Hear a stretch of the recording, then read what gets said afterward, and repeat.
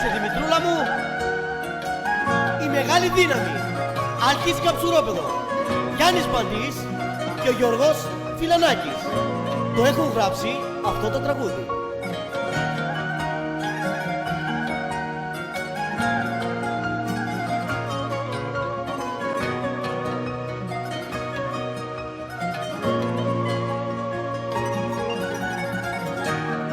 Λάλμα τηλέφωνος μεσάνυχτα, η σαρκοκίνητος τρομάν, πρέπει κάτι τι καιρά.